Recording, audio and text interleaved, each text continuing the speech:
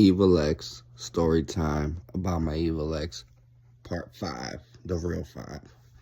Okay, so now we both in there. First thing first, I get a lawyer as well, Allison Gilman. I'm in there maybe 5 months. She comes to see me and she's like, I went through all the documents and I found a mistake. We're going to have a court date soon.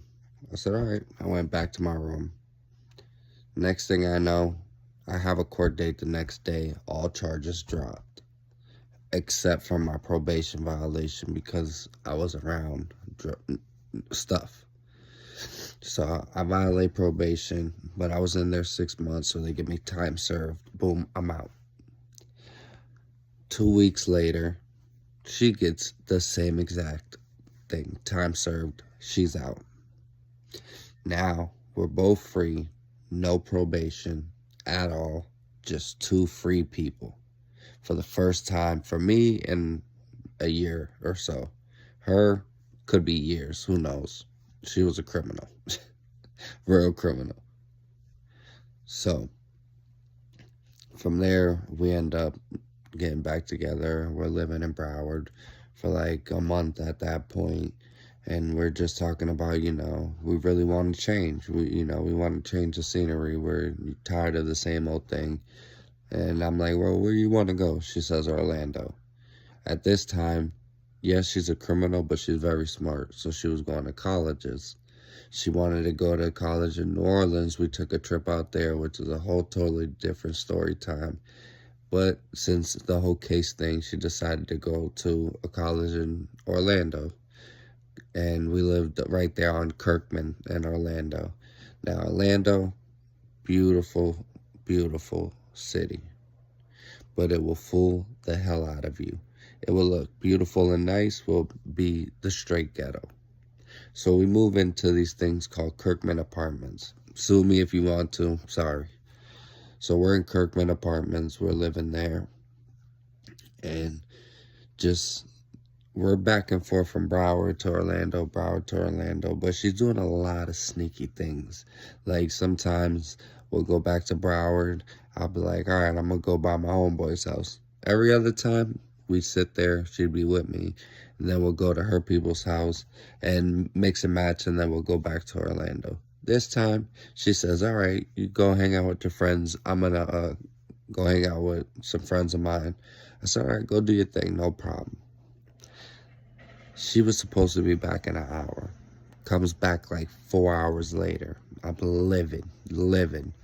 All my friends are like, yo, just listen. Let him speak and just stay quiet because he's really mad. She's like, oh, I just, this, that, and the third. I'm not stupid. Come on now.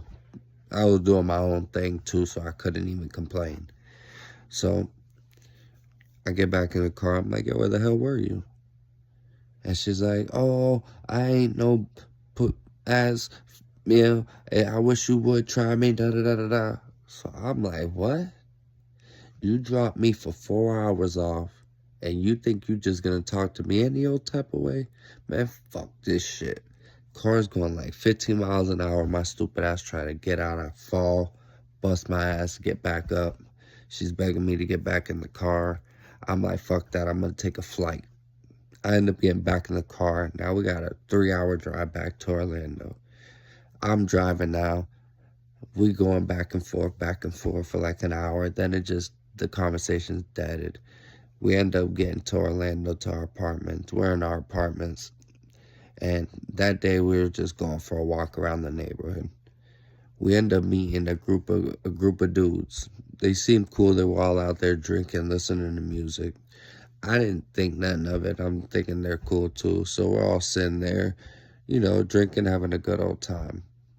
Now, I just moved out here, so I don't know many people. I have ran out of my, tree. So I asked the guy, do you know where to get some? He said, yeah, right around the corner. So one of them hops in my car, and we go. I get it, no problem. Boom. We all hang out.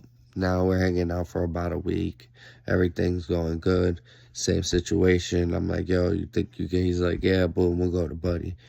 We end up going. And when he came back, he gave me half of what he would usually give me. And I'm like, bro, this is not the same thing that I always get. He's like, oh, that's what it is. Meanwhile, I didn't think to check because this is not my first time going with him. So now we're already about to pull into the neighborhood. So I said, bro, this isn't, I want my money back. He goes, oh, it don't work like that out here. You get what you get, and that's just what it is. So I'm like, oh, yeah? All right. We pull into the neighborhood. I park the car. I jump out the car. Now, the girl I'm with, she jumps out, and she's like, relax, relax, relax. And I live it. I go to rip this dude's door open, and he says, I ain't getting out of nothing. And then she looks at me, and she says, get him. What do? Rip him out the car, knock him out, beat him bad. Boom. He goes running. I know where he's going. He's going to his house. So I jump in the car, get her in the car. We go home. I park up the car. And my stupid self, instead of getting I end up just getting a pocket knife. And I end up going over there because I'm so livid. I'm ready to whoever. So my retarded self knocks on the door. I'm thinking it's his house. It's maybe him and maybe two other people. Now it's just me and her. I have another friend, but he's not there yet. He's on his way. So I knock on the door. Tell me why there's like 6 people in the house. And he has one homeboy that comes out first. Ballistic. What's up? What's up? Doing karate stands, all type of crazy stuff. I'm like, man, what's up? Next thing I know, another one come out. Another one come out. Now, at this point, there's 4 people on me, and there's 2 guys talking to the girl that I'm with, telling her to calm down. So I'm like, fuck. I flip it out, and I'm like, what's up? What's up? People start running. One of the people that's talking to the girl I'm with ends up grabbing me and tells me, don't do it. I just got out of prison for this. Don't do it. Don't do it. Kind of find out this dude was a complete pathological liar down the road. So whatever. So he grabs up me, pulls me back, and I'm noticing now that they're trying to like get around to where she's at. So I come around and I hit the main one that I'm looking for. Boom, he falls. Then I see the other guy that came out first. I hit him twice. He crumbled like a girl, starts screaming. Now, as I'm ready to, the other guy, because like I said, she used to get me in situations where it was like I'm ready to just go all the way. Police sirens go from the front of the apartments. Now we have a front way and a back way. We hear that. Me and the guy that grabbed me and my girl at the time go running to my apartment. Now, we get into my apartment. I roll up. I'm explaining to him what happened. And he's like, oh, no, he said something totally different. He came in with a big old knot on his eye. His forehead was cracked, bleeding everywhere. He said that you just went ballistic afterwards and you didn't want to pay, so you just opened the door. He had to put his money up, and you opened the door, ripped him out the car, and ended up just beating him up and robbing him. It's like, no. I was like, no way. Not for over $20. It's not happening. So that whole situation happens. And I'm like, you see, just always you put me in situations, things go a lot worse. And she's like, oh, we got to get him. We got to get him. And the guy's like, yo, shorty, like, calm down. Like, your man's hot. He's about to do something dumb. And you just talking. And she's like, nah, you don't know my man. He's about to go do some stupid stuff. He about to really get him. And in my head, I'm like, yeah, I am. And at that time, I had a big, and I was ready to go back and really handle some stuff.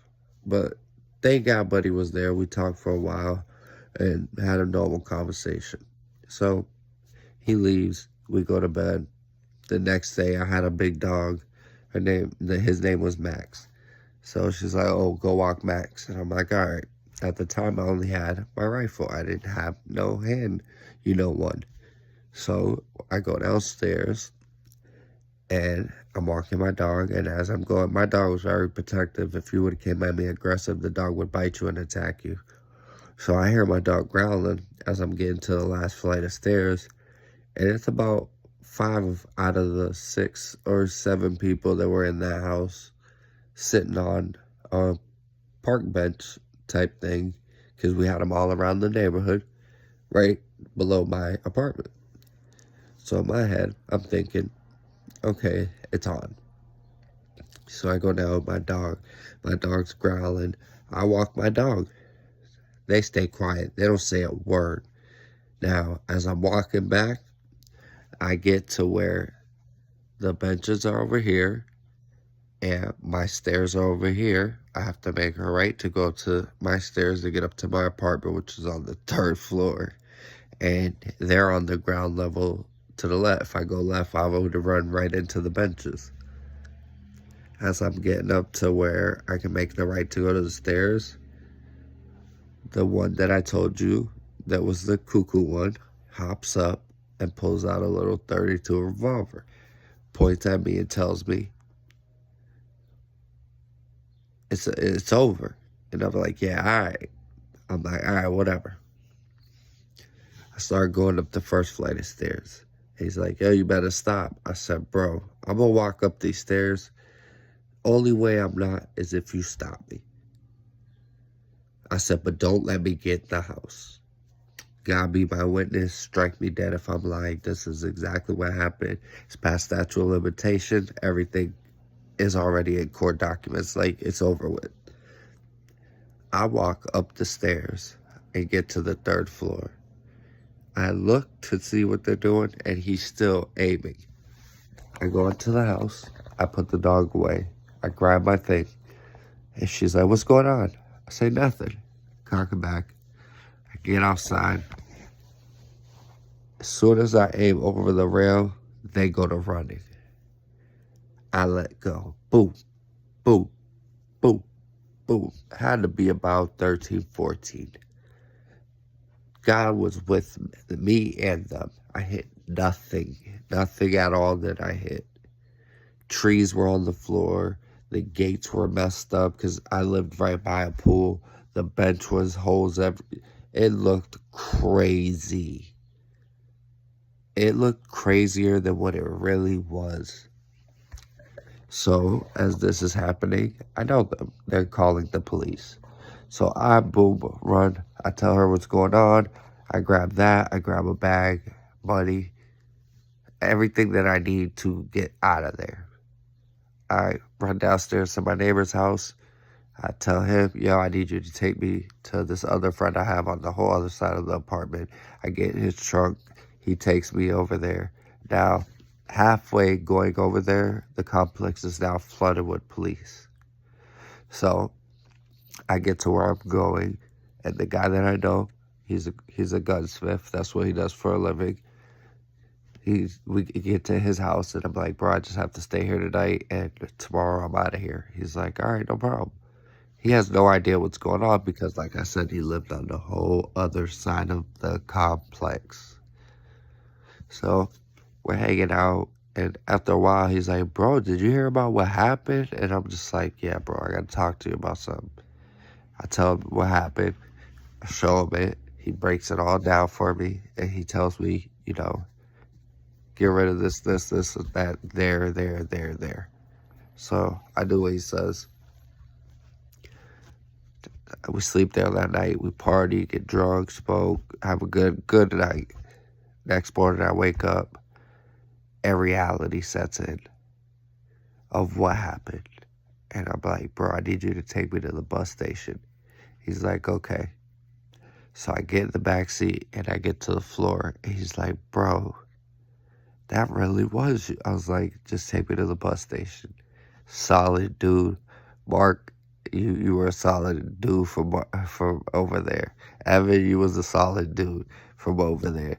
You're my other guy, my 2 white boys. You were cool. And I had another one, but he ended up being real fake. Once I left, he had a lot of mouth. So I get out of there. I get to the bus station, hop on a Greyhound. I get to Broward. Part 6, it really gets good. So let's get to it. I will let you guys know when part 6 is coming out. Here's part 5. I hope you guys like it and appreciate it because I'm still under the weather.